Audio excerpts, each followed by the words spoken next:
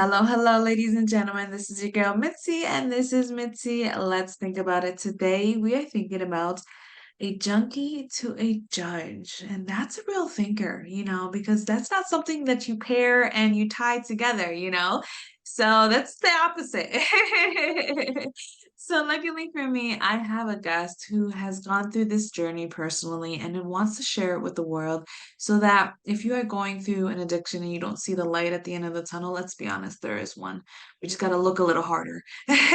So Mary is here to explain her little life story. So thank you so much, Mary, for joining me and being on my show. Sure, and I am from New Jersey, so it's actually MaryBeth, but I know that Oh, people in other parts of the sorry. country often don't get that, so no problem at all. Yeah, so I call my memoir From Junkie to Judge, One Woman's Triumph Over Trauma and Addiction, because my story is really about both, and that is really common with people who have a substance use disorder. So I was an abused child. My mother wasn't bonded to me. My stepfather was really violent with her, with me, physically, sexually, and it just sort of it made drugs appealing. And Yeah. so I picked up my first drug at 12, which was alcohol.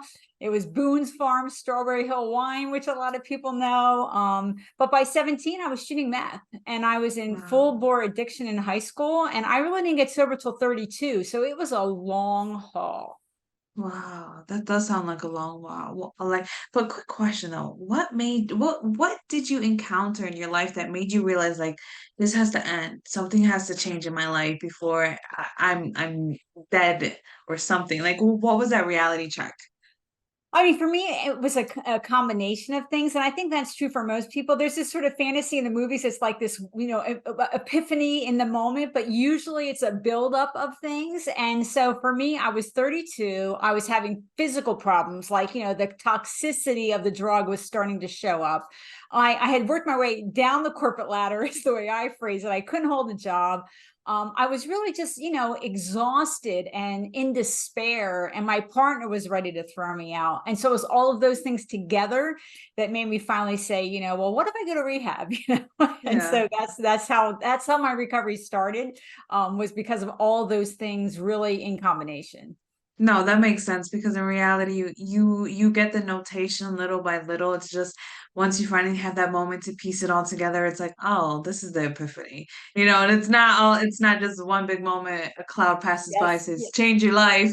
Yeah, that doesn't really happen like that. So it's nice that you were just honest and be like, yeah, I just put it all together. So that makes sense. But what made you want to go into law? I read that you went into Berkeley and you made such a successful time there. But what made you desire to go into law? You were like, I need to prove that I can do this, or what was it for you?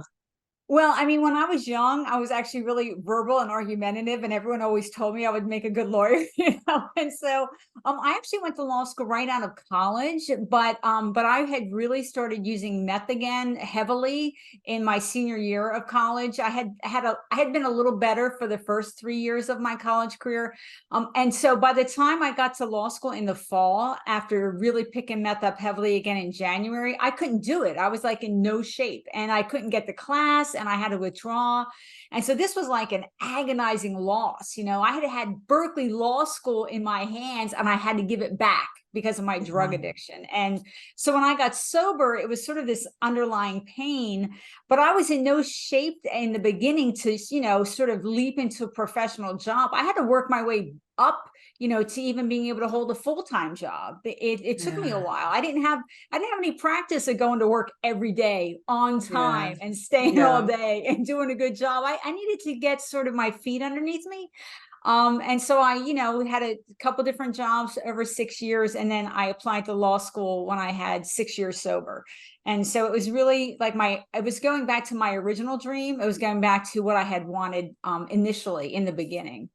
I love that. I love how you were just completely honest and you were made it very realistic for yourself, so it wasn't as if it was a big leap.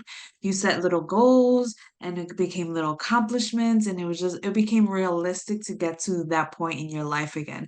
And I think that's beautiful because people need to be reminded that you can do it, but just focus on the little goals. Focus on what you can handle day by day because that makes a difference later on. It gets the ball rolling, and I love that. I absolutely love that. So once you got into law school, you're going down that journey.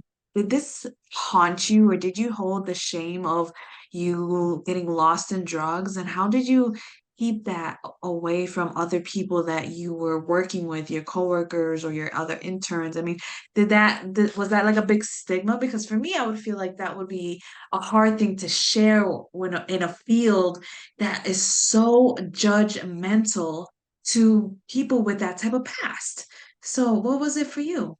I mean, there definitely is a lot of stigma around substance use disorder. I mean, mental health disorders in general are stigmatized, but addiction is really the most stigmatized. And the truth is that attorneys actually have double the rate of addiction in as to all different drugs, alcohol, opiates, stimulants. I mean, the rates in the legal field are much higher than in the general population. But for me, by the time I was working as a lawyer, I had almost 10 years sober. And so it wasn't like I wasn't really feeling shame about it, or it was more Good. that you don't know how people are going to react. And so once you say it, if you let it out of the bag, you can't put it back in the bag later, right? And so Exactly. part of the reason I talk now is because I know a lot of people can't take that professional risk. And, I'm retired. I always emphasize early retirement. So I can sort of speak in place of people who have valid fears of professional consequences. And so it is part of it is to destigmatize, like you said, to really own it. I mean, for me to own that I shot meth, I mean, it wasn't, addicted to alcohol, which is a harsh drug, but people are a Yes. little more sympathetic, right, than they are Yeah. to somebody who shot meth. Um, Yeah. so yeah, I just want to open the conversation about, it can be anybody who this happens to, but it's often pain underneath the trauma, abuse are often at the core of it. And so I like, to sort of educate about those kind of things. Yeah, because people need to realize that the reason why you can get addicted to absolutely anything, not just drugs, not just sex, not just the common things that people hear of, anything can be addicted as long as it becomes a habit, and then it becomes a feeling of a need, and then it just becomes continuous and over again, and people don't realize it can truly consume your life if you allow it to take over your life. And if you don't resolve with the trauma, and you truly convince yourself that it's numbing you, because that's what you usually hear, is that I take drugs because it numbs the pain and I don't want to face reality. What is your opinions on that on that when people say that? I mean, I think it's true. So that if you have a trauma history as a child, your odds of developing an addiction are like 3 to 6 times higher than they would otherwise be. But tied to that is that a high percentage of people, when they get sober, they have mental health. I had PTSD and I didn't even know it. I had severe anxiety. It took me longer to get my PTSD and anxiety under control than it took me to get my substance recovery under control, because it's more Wow. complicated and it's Yeah. older. And so it is true that many of us have to deal with both when we get sober. Our recovery has to be from both if we really want to be sort of our true self, our whole self, and live our best life. That's true. That's very true. It's nice that, when you're able to put in that perspective, people can think about their own trauma in a different way, as well as their own habits and their own addictions, because feel like you give people a type of hope. Like if Mary Beth did it, then I can do it too. I mean, come on, you were a judge. But I guess when you were a judge, I don't know what type of law, I forgot to write it down. So my apologies for not knowing, but when you were a judge and I don't know if you faced anyone that had addiction or drug convictions. I mean, how did you see them? Did you see them with sympathy, or did you see them with like, oh, if I could do it, you can do it, and there's no excuses. Like you want one of those arrogant attitudes. I mean, for you, what was it for you? Yeah, I mean, I didn't do criminal cases, but I did see people that had substance use disorders, but also usually trauma histories with it. And so I absolutely did. I understand. I understand not only what can push you into it, but also how hard it can be to get out of it. And Yeah. so, anyone who's stuck in that, has my sympathy. And part of what I do want to, part of the reason I do talk is to be that beacon of hope. I mean, I suffered physical and sexual abuse as a child. Had two multi-assailant rapes. I lived with a violent boyfriend. I was a drug addict basically for 20 years, and I now have 29 years of sobriety. And I've gotten my PTSD mostly, I say 92 to 95% improved. I'm in a healthy marriage. I'm a good employee when I'm working. I'm a good sibling and friend. And all of that is from having done the work to heal. And it is hard in the beginning, but part of what I always like to let newcomers know is the beginning is the hardest part. It gets easier with time. And so if you can find your way, stick to it for the first 2 years, you'll find that it gets easier and easier at that point. That's good. That's awesome. I love that. I feel like this conversation was very needed. I hope that it actually helps somebody who may be facing this type of trauma that they feel like they can't get over because maybe they've handled the sobriety, but the trauma's still there. That could be exactly where you are at, where you feel stuck, and just hearing that experience from somebody else that does give a certain lights, to their lives. So I appreciate that. But what made you put it in a book? You know what I mean? You could have continued to share at conventions or just help the people that you had access to as a judge and as you're in your law firm. But what made you want to write a book and really get this out to the world? Because once you write a book, it's to the world. It is. And I will say part of it was that when I was appointed a judge, it was sort of like a time of reflection. You're like, how the heck did I do this? But I started reading memoir and I thought, what I didn't see was a lot of memoirs sort of leap into the chaos of the addiction. They don't really show where it came from. And so in my memoir, I really do show what led up to it and why it made sense to me at the time to pursue drugs like I did. And then 30% of my memoir is about recovery, and it's about the trauma recovery and the drug recovery. And I did it on an individual plan. I didn't do it the AA way, the 12-step way. And so I wanted to show sort of like how I thought about it, the analysis, and what recovery really looks like, because it's really the first 3 years that I cover.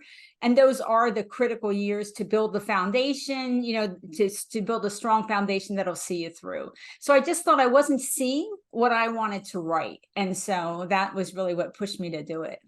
That's good. That's very good because that's interesting because not like you said, when people write about addictions, they pick a section and then they focus on that. But you literally laid it out so that people can fully understand where your thought process was from the beginning to the end because in reality, that's what readers want to know. They want to know where are you coming from? Where did it lead you to this or to that? And how are you you? And that is a nice thing because, like I said earlier, it really does give people hope that there's possibility for change. And in reality, there is. I mean, you can change. You just have to really want it, and go after it and make that first step every single day that it's going to do it. And even if you miss a day, at least you know that you're going forward and you're trying because were there days for you that was just harder to just do anything? You were like, Mary Beth, we are not doing anything today. Well, the other reality is that most people don't have like perfect abstinence from day one, right? Like I used 3 times in my first 5 months, but that was a lot better. And so, but you're right. I mean, it's a process and it's not a perfect process. None of us are going to be perfect in our recovery. None of us are going to, behave the way we want every day. And part of it's really just learning. Like I had terrible interpersonal skills. I would verbally aggressive. If I felt like threatened or criticized, I would attack. It takes a while to unlearn those habits and to build better behaviors. And it took me a while for me to really be able to focus on more positive things. Like my natural inclination was always, what don't I have? What have I lost? Yeah, What were my mistakes? And one of the techniques in recovery I found helpful was to sort of pause every once in a while and look at my progress, because yeah. I wasn't going to notice it otherwise. And it's important to see the progress and congratulate ourselves on our hard work and our less than perfect, but overall moving in the right direction of progress. And so it was things like that. Perfect, perfect, awesome. This has been really a great conversation. I really believe it. Like this is Such a good time speaking to you. It's like speaking to an old friend or something. Like it was so easy to just speak to you. This is awesome. So I guess to fully start wrapping up the show, what would be some great advice that you can leave my audience with? Even though you already gave us so much great things to really think about, what can be some lasting words that can really make us think about this in a different way? I mean, I agree with what I really like what you said about the incremental progress. It's one of the things I talk about. I think in early recovery, sometimes we want to, we want to think, what's the 5-year plan or even the 2-year plan? But the truth is, in early recovery, you don't know who you're going to be in a year or 2 years because you're going to change so much in that process.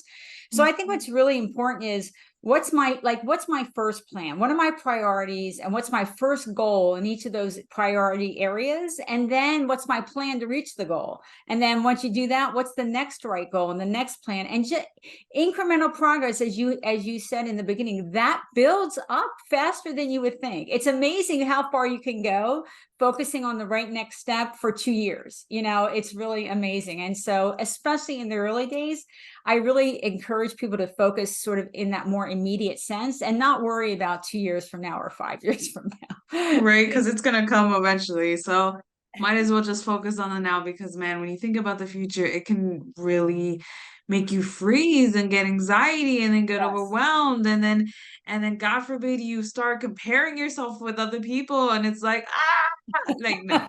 Put the brakes on, relax, focus on you, and just take it easy. Yes, I love it. I love that response. That's awesome. And if anybody in my audience would like to purchase the book or would like to know more about Mary Beth, please, you can find her on my website. That goes directly to her website. Just click under her lovely photo and boom, check it out. She has a lot of great content that will truly make you think about, life and addiction and trauma in just a different way that's necessary right now because as humanity is evolving, we are also still hurting. We're hurting a lot, and it's time for us to come back to ourselves and start to see what's we've been pushing on other people. To really be able to be better and show better for the next generation. Because I'm pretty sure this is the reason why Mary Beth is speaking out because she wants the next generation to do better, live better, and strive for better. So thank you, Mary Beth, for doing this and sharing and going out to different conferences and having a busy, busy, busy schedule like a little bee. Thank you, thank you, thank you for also being on my show. You have truly been so awesome. So there you go, you guys. That's it. That's the show. Always, always, always be thinking, y'all. Bye.